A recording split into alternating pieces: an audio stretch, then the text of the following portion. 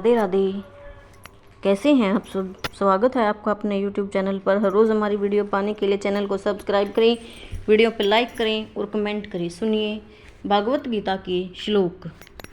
चंचलम ही मनः कृष्ण परमाथि बलवृढ़ तस्याहम निग्रहं मने वायोरीव सुदुष्करम। अर्थात, हे कृष्ण, चूंकि मन चंचल, उछनखल, हठीला और अत्यंत बलवान है, अतः मुझे इसे वश में करना वायु को वश में करने से भी अधिक कठिन लगता है।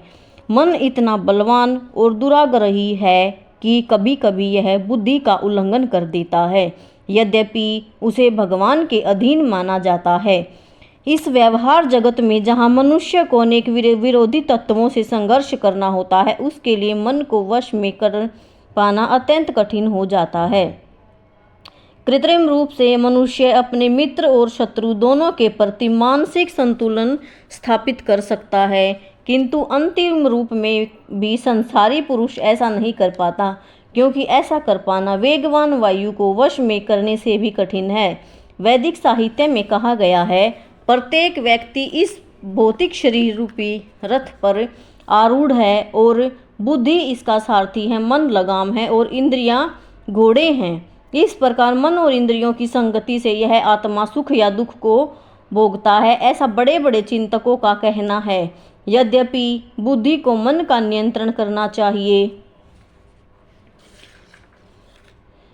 किंतु मन इतना प्रबल तथा हठी है कि इसे अपनी बुद्धि से भी जीत पाना कठिन हो जाता है। जिस प्रकार की अच्छी से अच्छी दवा द्वारा कभी कभी रोग वश में नहीं हो पाता, ऐसा प्रबल मन को योगाभ्यास द्वारा वश में किया जा सकता है, किंतु ऐसा अभ्यास कर पाना अर्जुन जैसी संसारी व्यक्ति के लिए कभी भी व्यावहारिक नहीं होता। तो फिर आधुनिक मनुष्य के संबंध में क्या कहा जाए? यहाँ पर प्रयुक्त उपमा अत्यंत उपयुक्त हैं। झंझावात को रोक पाना कठिन होता है और उच्छृंखल मन को रोक पाना तो और भी कठिन है। मन को वश में रखने का सरलतम उपाय, जिसे भगवान चैतन्य ने सुझाया है, यह है कि समस्त दैन्यता के साथ मोक्ष के लिए हरे कृष्ण महामंत्र का कीर्तन किया जाए। विधि यह है कि स व मनः कृष्ण पदारविंदयोः। मनुष्य को चाहिए कि वह अपने मन को पूर्णतया कृष्ण में लगाए, तभी मन को विचलित करने के लिए अन्य व्यस्तताएं शेष नहीं रह जाएंगी। अगला श्लोक। असंशयम महाबाहो मनो दुनिग्रहं चलम अभ्यासेन तु कौन्ते वैराग्येण च गृह्यते। अर्थात, भगवान श्री कृष्ण ने कहा, हे महाबाहु कुंती पुत्र, निसंदेह चंचल मन को वश में करना अत्यंत कठिन है, किंतु उपयुक्त अभ्यास द्वारा और विरक्ति द्वारा ऐसा संभव है। अर्जुन द्वारा व्यक्त इस हठीले मन को वश में करने की कठिनाई को भगवान स्वीकार करते हैं, किंतु साथ ही वे सुझाते हैं कि अभ्यास और वैराग्य द्वारा यह संभव है। यह अभ्यास क्या है?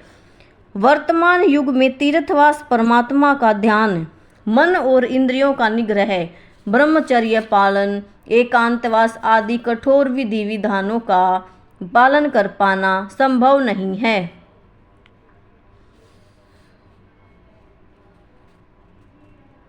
किंतु कृष्ण भावनामृत के अभ्यास से मनुष्य भगवान की नवधा भक्ति का आचरण करता है। ऐसा भक्ति का प्रथम अंग है कृष्ण के विषय में श्रवण करना। मन को समस्त प्रकार की दुश्चिंताओं से शुद्ध करने के लिए यह परम शक्तिशाली और दिव्य विधि है। कृष्ण के विषय में जितना ही अधिक श्रवण किया जाए, उतना ही मनुष्य उन वस्तुओं के प्रति अनासक्त होता है जो मन को कृष्ण से दूर ले जाने वाली हैं। मन को उन सारे कार्यों से विरक्त कर लेने पर जिसने कृष्ण का कोई संबंध नहीं है, मनुष्य सुगमतापूर्वक वैराग्य सीख सकता है। वैराग्य का अर्थ है पदार्थ से विरक्ति और मन का आत्मा में प्रवृत्त होना। निर्विशेष आत्मा विरक्ति और कृष्ण के कार्यकलापों को में मन को लगाने की अपेक्षा अधिक कठिन है। यह व्यावहारिक है, क्योंकि कृष्ण के विषय में श्रवण करने से मनुष्य स्वतः परमात्मा के प्रति आसक्त हो जाता है। यह आसक्ति प्रेषानुभूति या आध्यात्मिक तुष्टि कहलाती है। यह वैसे ही है जिस तरह भोजन के प्रत्येक कोर से भूखे की को तुष्टि प्राप्त होती है। भूख लगने पर मनुष्य जितना अधिक खाता जाता है उतनी ही अधिक तुष्टि और शक्ति उसे मिलती जाती है।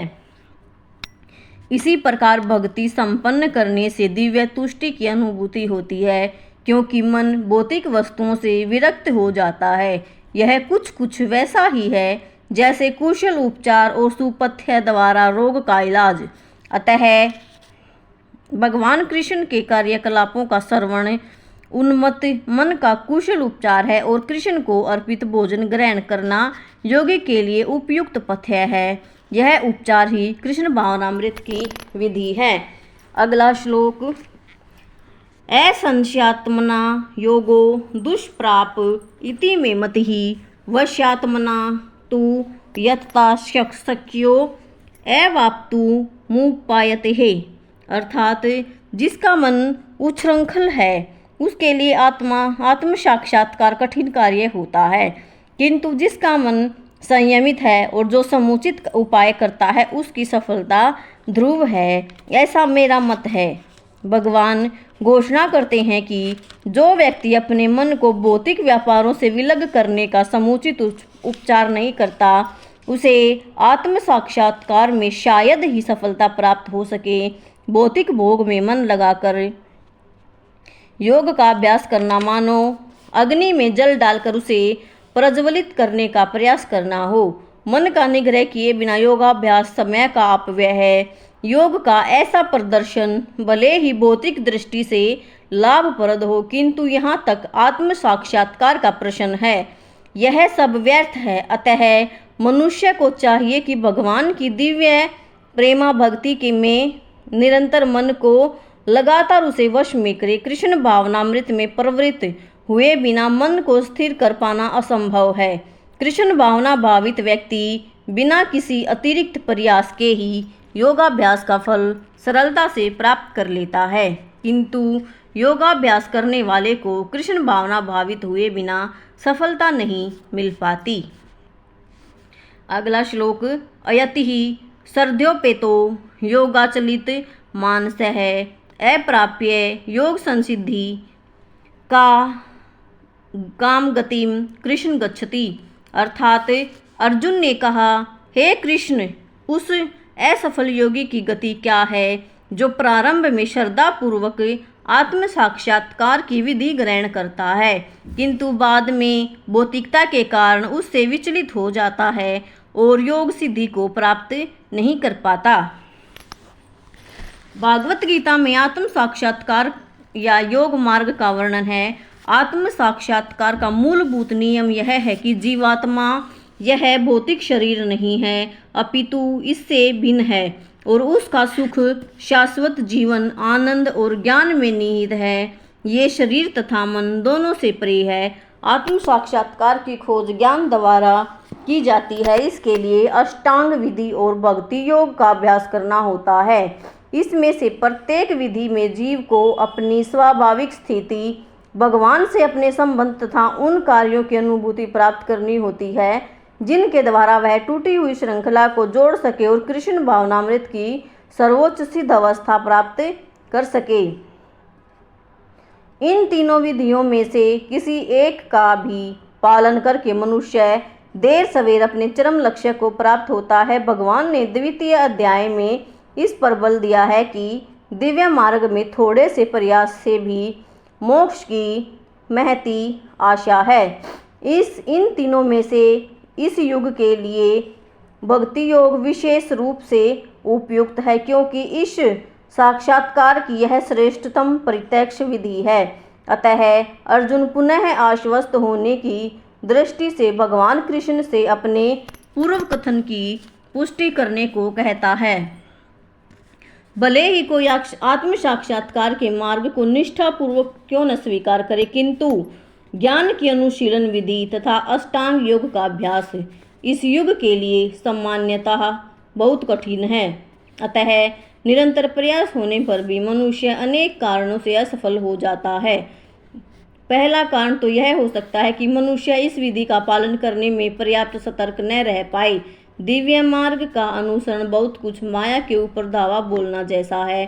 फलतः जब भी मनुष्य माया के पास से छूटना चाहता है तब वह विविध प्रलोभनों के द्वारा अभ्यासकर्ता को पराजित करना चाहता है। बद्ध जीव पहले से प्रकृति के गुणों द्वारा मोहित करता है और दिव्य अनुशासनों का पालन करते समय वह उनके पुनः मोहित होने की संभावना बनी रहती है। यही योगाचलित मानस अर्थात दिव्य पथ से विचलन कहलाता है। अर्जुन आत्म साक्षात्कार के मार्ग से विचलन के प्रभाव के संबंध में जिज्ञासा करता है। राधे राधे। जय श्री कृष्ण।